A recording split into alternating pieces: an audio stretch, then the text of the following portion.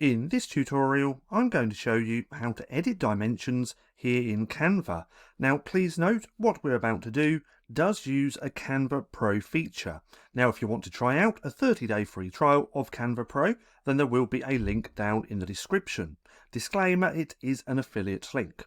Now, let's say that you have your design all created, but you want to edit the dimensions of the design. Now, to do this is relatively easy. What we want to do is go up to here to the left hand corner, top corner, where it says resize and magic switch. Now, if we click on there, we're going to get lots of different options and saved presets that we can use straight away. So if we come down to the bottom, we can see there's custom size, social media, print products, presentations, videos, and many more. If we click on more, you're going to see all of these other options as well. Now, you can also type in the search bar just here what you're looking for, but the easiest way to do this is come down to custom size just here, and then where it says width, height, and units, this is where we can change and edit the dimensions. So let's say we want to change this from 1920 to 1000 by 1000. So all we want to do is click onto the box, type in your dimensions that you want on both sides. So we're going to do 1000 by 1000.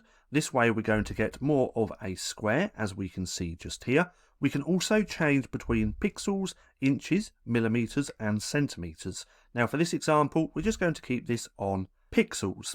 Now, once you've inputted your new dimensions, we want to come down to here where it says continue.